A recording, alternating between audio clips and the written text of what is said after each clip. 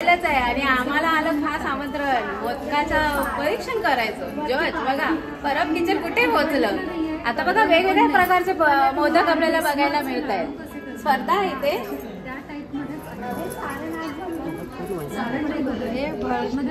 काय भरड धान्य मला हे ना स्पेशल नाचणीचे मोदक आहे ते. हा त्याच्या आतमध्ये डाळ वाटलेली डाळ घातली. हा मला हे स्पेशली आवडले. हो कसे बनवले बोललात. हळद दिलेली असं सगळीच्या पिठाची उकड काढली. हा आणि नंतर त्याच्या आतमध्ये वाटली डाळ जी आपण गणपतीला करतो वाटली डाळीचं सारण भरलं आणि जसे नॉर्मल मोदक उकडवतो तसेच वाफवून घेतलं. काहीतरी वेगळं आणि टेस्ट पण अगदी मस्त.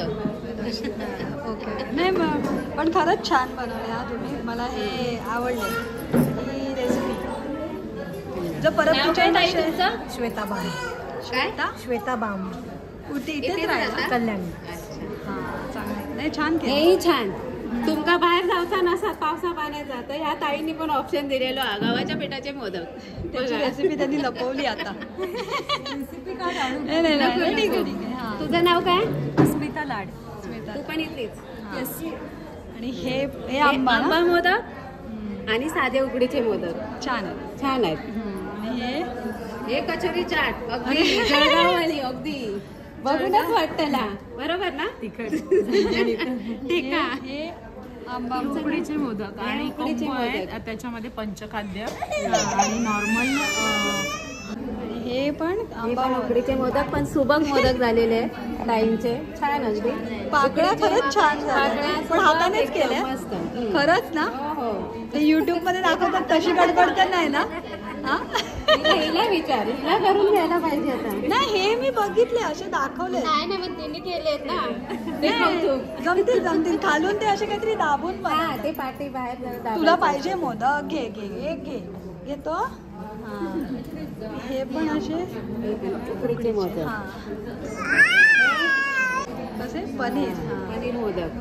काय वेगवेगळे गणपती बाप्पा पण मालवणी आपले मालवणी मोदक. तिरंगा मोदक नाचवंती मोदक. पण लोक प्रश्न विचारतात मालवणात असं करतात काय. हे कसे हे पण हे पारंपरिक पारंपरिक आहेत आणि मऊसूत राहिलेत इतका वेळ करून सुद्धा. उकड 4 वाजता पद्धत केली ना? मस्त. 3 वाजता. हे पण अंजीर मोदक. हा हे पण छान आहे. प्रेझेंटेशन मस्तच. त्याच्यानंतर हे तळणीचे मोदक. बघा सगळ्यांनी जास्त उकडीचे केले. हे संपले बाबू. हे संपले बिस्किट वाले. ते खूप दिवस टिकतात. 10-15 दिवस आरामात टिकतात ना. दोन्ही ह्याच्यामध्ये केले तेल. आणि हे बघा हे हेल्दी हे हेल्दी आपल्या परब किचन वर असत. प्रेग्नेन्सी जाऊन बघा. प्रेग्नेन्सी नंतर हिमोग्लोबिन कमी होतं ना तेव्हा खा.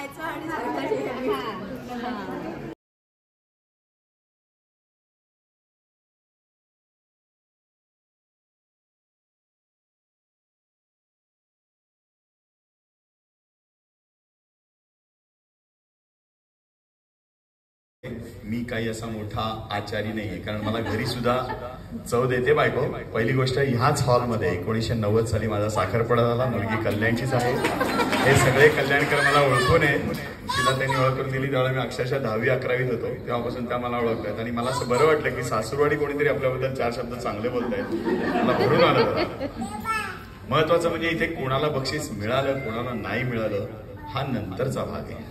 तुम्ही पदार्थ केलात पर्टिक्युलरली नवीन जनरेशन 1, 2, 3, 4 लग्नानंतर करतात नाही असं नाही. आधी युट्यूबवर बघून आता एक बरं झालंय व्हॉट्सअपवर काय काय येतं. चमच्यानी पारी कशी करायची साचेचं कसं येतं बरं मला आवडतं. पण तुम्ही मनापासून पदार्थ करताय ना ह्याच्यासाठी सगळ्यांचं मी आधी अभिनंदन करतो. तुम्हाला एकच गोष्ट आयुष्यात सांगतो कारण मी 40 वर्ष या फूड इंडस्ट्रीत आहे. आमच्याकडे कारखाना बघायला या मुद्दामून या. मी नेहमी सांगतो फक्त मोबाईल घरी कपाटात ठेवून या. व्हिडिओ रेकॉर्डिंग करण्याचा प्रश्न नाही. तुमचं अर्ध नाही पाऊण लक्ष मोबाईलमध्ये असतं आणि पाव लक्ष इतर याच्यात असतं. जेव्हा एखादा पदार्थ करतात ना म्हणजे हे मी माझ्या आईकडून नंतर बायकोकडून शिकलो. कारण माझी आई कोकणातली आणि बायको कर्नाटकातली म्हणजे ती कल्याणची असून कर्नाटकात. बरोबर आहे. पण ती पण उत्कृष्ट. आता मला 33 वर्ष झाली नाही म्हणत नाहीये. त्यामुळे ती उत्कृष्ट सगळ्यांना माहिती आहे. तिच्या मैत्रिणी मागे बसल्यात नाही तर आज रात्री मला जेवायला तुमच्याचकडे कोणाला तरी द्यावं लागेल.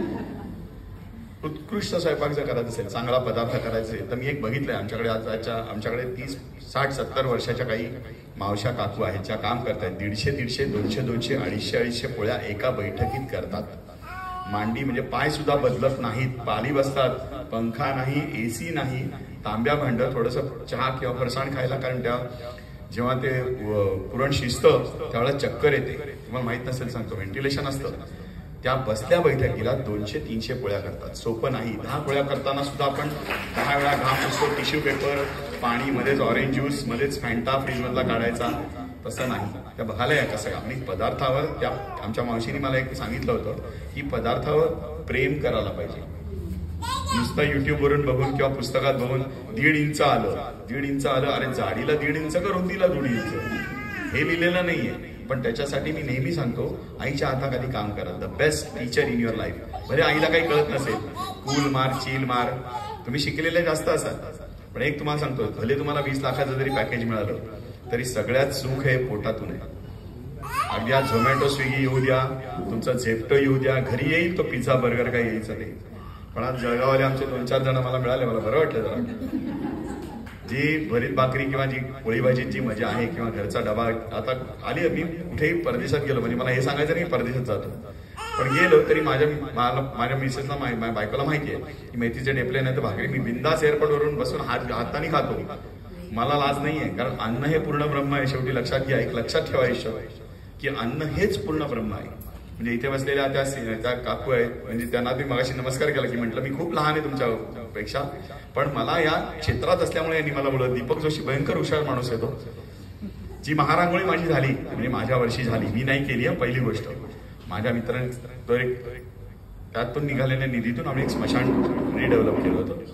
त्यावेळेला पहिला फोटो लोकसत्तेला फ्रंट पेजला ह्या माणसाने छापला आणि तो फ्रंट पेजला, आणि तेव्हापासून आमची दोस्ती झाली. आणि कल्याणचं असल्यामुळे मला जास्त प्रेम वाटलं त्याच्यात. सरांनी सांगितलं की पुरुषांना काही कळत नाही, पण आपण हॉटेलमध्ये जातो तिथे कोण असतं बरं जेवण करणारं? लहानपणापासून मी बघते, आपण हॉटेल कोणी असू दे कधी बायकोची तारीफ करत नाही. असे मी सांगत नाही की सगळेच नाही करत असतील, 10%, 100 10% असतील, पण ते अशी करणार नाही. करते दुसऱ्याकडे करतील, माझी बायको असं करते, माझा नवराही करतो की माझी तारीफ तो घरात तर कधीच करणार नाही. आईला पण सांगा काय तिने केलं ते, आई बोली ना हा चांगला केला, हा तसा बरा होता, मी मालवणी आहे, मालवणी सांगते तसा बरा होता. पण ते बाहेर मित्रांकडे वगैरे ना माझी बायको असं असं हे करते ना छान. माझी बायकोची म्हणजे माझ्या जावा आहेत, आम्ही जावांचा मिळून आहे आमचं युट्यूब चॅनल, मग त्या मिळून करतात, आपलं करतात, दुपारीच खाऊन संपवतात, आम्हाला काय ठेवतच नाही. आता युट्यूब चॅनलला तुम्हाला माहितीये किती करायचं ते थोडकंच करायचं, सगळ्यांना वाटीचं प्रमाण हवं. पण मी अजूनपर्यंत जो स्वयंपाक केलाय ना, मी हातानेच मीठ टाकते. मला चमच्याने मीठ जमतच नाही. कितीही तुम्ही मोठ्या पंक्तीतले जेवण सांगा, मी हातानेच टाकते. मला चमच्याने किंवा असं वाटीने त्याने मीठ जमत नाही. माझा हाताचाच अंदाज हे एक माझ्याकडे आहे की तुम्ही कितीही टाका, ह्याच्यात किती मीठ टाकायचं. आणि एक पदार्थ वास घेऊन सांगू शकते की ह्याच्यात मीठ आहे की खडी साखर आहे, साखर घातली की खडी साखर आणि मीठ टाकलंय की नाही, हा वासाने मी सांगू शकते की ह्याच्यात मीठ आहे एवढंच. आणि जास्त ह्या सरांनी भरपूर तारीफ केली की एवढं काही नाही, पण आहे आमचं चॅनल आहे, आमचं साधं 5 वर्ष झाले आमच्या चॅनलला केलं, पण थांबलो नाही. आणि बायकांनी थांबायचं नाही, कोणी तारीफ करो न करो, आपला जो आहे ना तो चालू ठेवायचा की बाबा ते बोलले आता मी करतच नाही, सर मला कंटाळा आला, काय रोज रोज ऐकायचं, काय रोज रोज तेच बोलतात, कधी तारीफ मेली करत नाही, नको करू दे. दुसरे तर करताय ना, 1.5 लाख आमचे सबस्क्रायबर आमचे बघतायत ना, करतायत ना, घरातले गाव बोलतच राहतील, आपण पुढे चालत राहायचं. बायकांनी मागे हटायचं नाही, जो आपला छंद आहे तो पुढेच नाही. बस मला एवढंच बोलायचं, जास्त नाही. आता आम्ही विरारवरून आलो, बाळ आमचं राहत नाही, आम्ही आता निघायचा प्रयत्न करतोय, त्यामुळे जास्त बोलत नाही. बोलायची खूप इच्छा आहे आणि सगळ्यांनी छान केलं, कोणीही नाराज होऊ नका. आम्ही काढलेत आमच्या मनानुसार, पण खूप छान, सगळ्यांचे मोदक छान होते. मी तिथल्या तिथे पण तुम्हाला कमेंट दिलेल्या आहेत की कशी पारी मऊसूक कशी राहिली. आणि आमच्या युट्यूब चॅनलवर पण आहेत, पिठाचे मोदक आहे, त्याचे मोदक आहेत, नाचणीचे. मी सांगितले आमच्या युट्यूब चॅनलवर सुद्धा आहे. मी काय अंदाजपंची करते, मी काय वाटीचं प्रमाण सांगत नाही. आता आम्हाला घरून फोन यायला लागले, एवढंच बोलते, धन्यवाद. आणि ह्या मंडळांनी आम्हाला बोलवलं त्याचे खूप खूप आभार. आम्ही प्रथमच आलो आहे तिथे, पण बरं वाटलं, खूप छान वाटलं. एक सांगू का, सगळ्यांनी छान केलं, हॅट्स ऑफ. पण नंतर आणि त्या ताईंची ओळख झाली. बापरे, या तर किती मोठ्या आहेत, म्हणजे मी त्यांच्यापुढे खूप लहान आहे असं मला वाटायला लागलं. कारण सबस्क्राईब चॅनल आणि त्यांना फक्त म्हटलं मी शाकाहारी, म्हणजे आता मी रात्री पहिलं काम करणार सबस्क्राईब करणार आहे. दुसरी गोष्ट, बायकांना असं वाटतं की पुरुषांना काय कळतंय, असा एक कॉमन डायलॉग घरी असतो. एक गंमत सांगतो की टेस्ट करायला देतात, समजा डोशाचं पीठ आहे किंवा थालीपीठाची भाजणी आहे, कालवतात आणि खायला देतात. जरा बघ रे टेस्ट, म्हणजे आता अरे तुरे करतात, पुरी आहो जरा खाऊन बघा, बरोबर आहे, माझं चुकत. आणि खाल्ल्यावर आपण म्हणतो थोडं मीठ कमी, असं मी म्हटलं तुला काय कळतंय, मग कशाला खायला दिलं. ही पहिली गोष्ट आयुष्यात मला कळली नाही गेल्या 30 वर्षात. दुसरी गोष्ट, पदार्थाची तारीफ करायला शिका.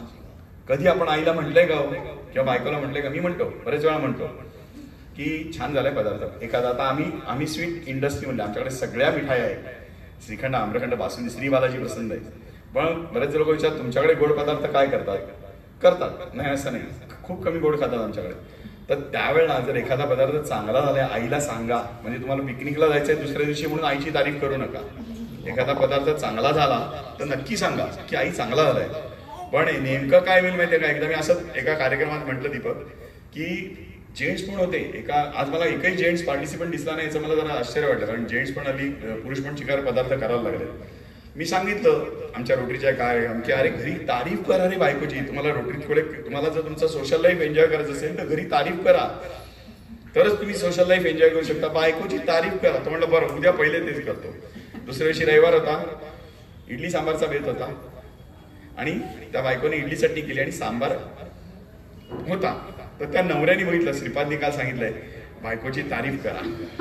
त्यांनी सांबार खाल्ल्यावर म्हटलं वा काय सांबार झालंय.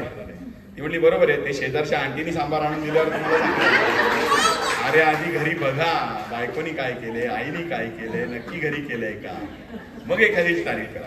इथे सगळ्यांचे पदार्थ चांगले होते, कुणालाही नावं ठेवण्याचा, मी कधीही पदार्थाला, अन्नाला कधीही नाव ठेवू नका, अन्न वाया घालवू नका.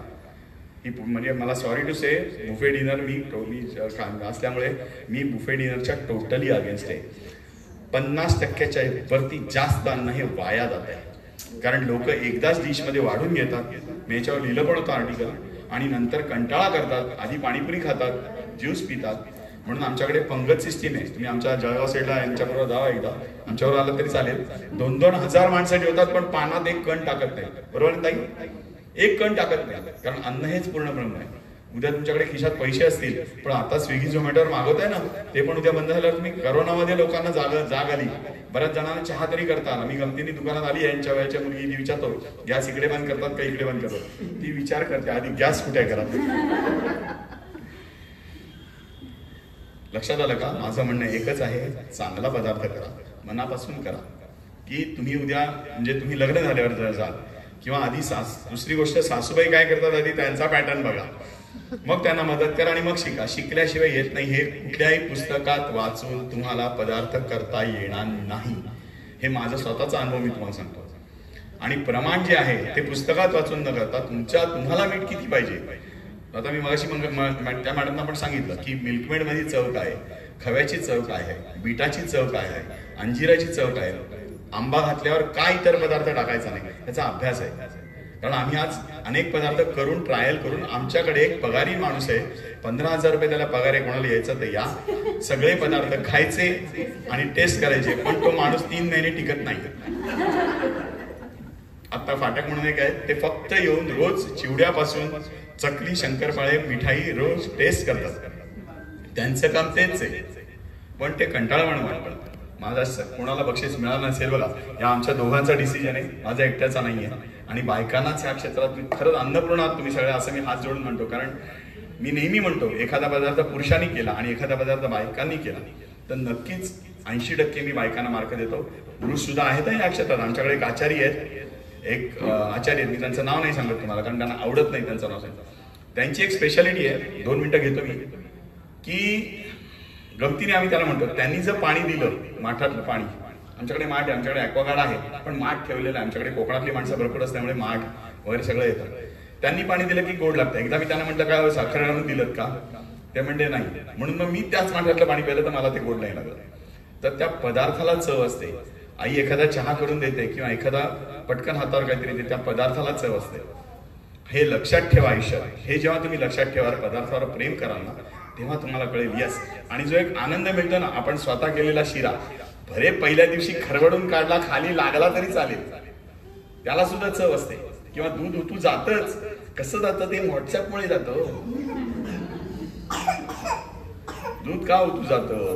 आईचं कधीच गेलं नाही दूध उतू. का नाही गेलं? याला कारण आई व्हॉट्सअप ओट्यावर नाही मोबाईल ठेवत. मी वाईट बोलत नाहीये. पदार्थ करताना पदार्थाकडेच लक्ष द्या. अनारसे करताना माझा आमचा यावेळेचा अनुभव सांगतो. अधिक मासात हजारो अनारसे विकले. अनारसे करताना 10 पैकी फक्त 2 महिलांना अनारसे जमत होते. 10 पैकी 2 म्हणजे 100त 20 जणींनाच अनारसे जमत होते. याला कारण असं आहे, अनारशाचं मी त्या काकूंना आमच्या विचारलं, त्यामुळे पहिली गोष्ट सोहळ्यात करावं लागतं. आता सायन्स इतकं पुढे गेलेलं आहे, चंद्रावर पोचलो आपण, पण मग अनारसे का नाही जमत आपलं? तर काही गोष्टींना काही शास्त्र आहे की मीठ कणभरच टाकायचंय, ते कणभरच टाकायचंय. इथे पुढच्या मोदकाचा विविध कोणीही एक पदार्थ मेन्शन केला नाही. तुम्हाला जास्त माहिती असेल, बायकांना जास्त माहिती आहे, सिनियर, की आम्ही एकदा लोणी टाकलं होतं पारीमध्ये. जी वरची पारी होती, सॉफ्टनेस येण्यासाठी थोडंसं लोणी टाकलं होतं आणि खूप फरक पडला. करून बघा. रेडीमेड पदार्थ आणू नका, रेडीमेड खोबरं आणू नका, रेडीमेड दाण्याचं कूट आणू नका. ते शेवटी आर्टिफिशियल आहे. गुळाबाबतीत पण सांगतो, सगळ्यात चांगला गुळ कराड कोल्हापूर साईडला मिळतो.